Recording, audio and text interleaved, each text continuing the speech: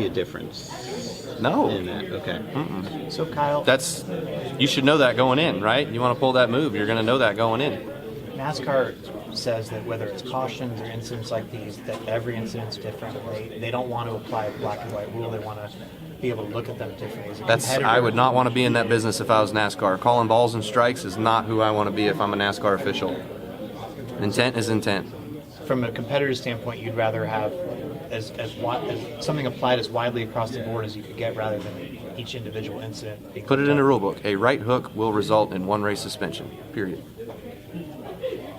As a veteran, don't get me wrong, I know you wanted to win last week, but did it feel nice that the race kind of ended organically and that it was relatively clean? Yeah, no, I would agree that I felt like that was a positive for our series and racing in general. So I feel like, you'd have to ask William, but I feel like with the battle that Christopher and I had, that Christopher was able to work me over and get me cleanly, that sort of was like, okay, we've got to be able to do the same thing back to him, and clean should be clean, and I feel like that's maybe how it worked out.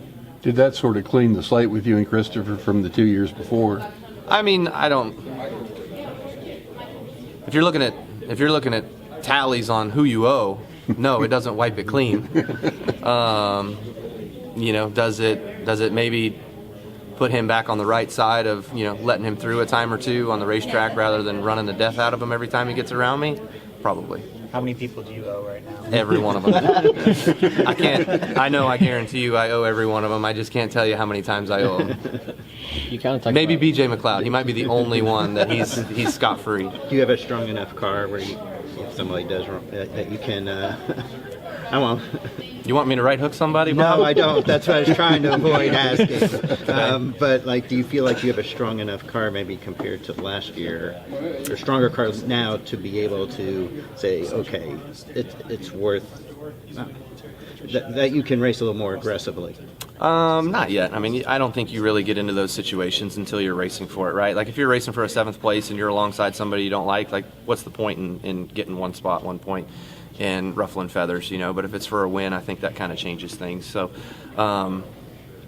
just go out there and run it. I need more red sets to be confident that I'm going to be fast. So you talked about the red sets. Is there a sizable bound shift between the red and the yellow tires, or? Reds are a little bit tighter. They just have a little bit more rear grip, things that I sort of struggle with this car. So it gives me that confidence and that comfort that I'm looking for to stick the rear, to be able to be on the gas a little bit more.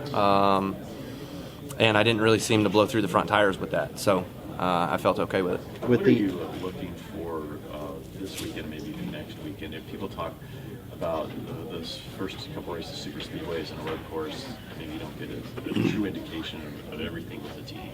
Mm-hmm. If you believe that, what do you hope to walk away with, other than win, obviously, and looking at where this team's progress is with all the work it's done behind the scenes, and what the next couple of weeks? Yeah, I would say that you want to look for some improvement. Unloading off the truck, car felt good. Maybe didn't quite have the longevity that I was looking for on the yellows.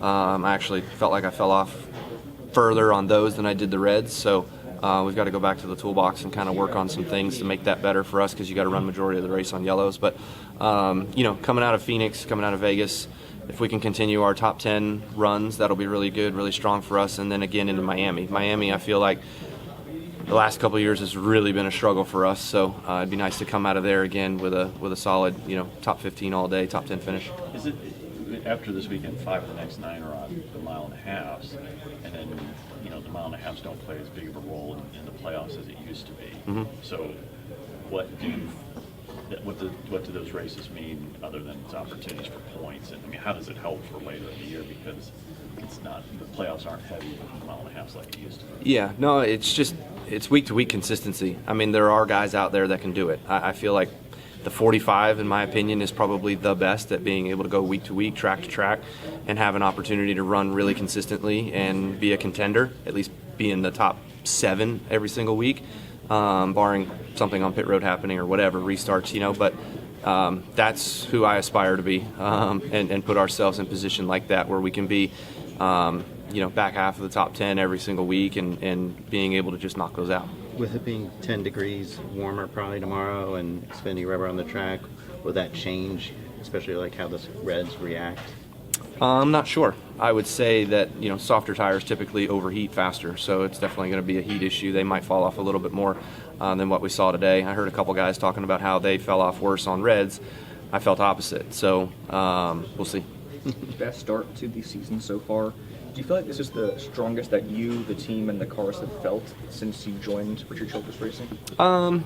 No, not necessarily. I felt really good about the start of our season 2 years ago, 2023. Daytona was really fast. We won the second race at Fontana. I think we 15th here maybe at Phoenix, and then we were pretty good at Vegas. But it's still early to kind of talk about that. I feel like once you get to Coke 600 time is really when you can kind of start grading your season of where you feel like you're at. Kyle, I know your brother's going to be 2 more, by the way. 1. Kyle, I know your brother's going to be returning to the driver's seat at Race of Champions. What does that mean to you to be able to see that? Yeah, no, I think that's really cool. Good for him to have gone through all the recovery that he did. I know it's not a short, easy process. Trust me, I've heard plenty about it. I want nothing to do with it. But proud of his efforts and everything around all of that. I know it's very, very challenging and, a lot of long days. But it's cool to see him have some reward in all that effort to be able to go out there and get back on the racetrack.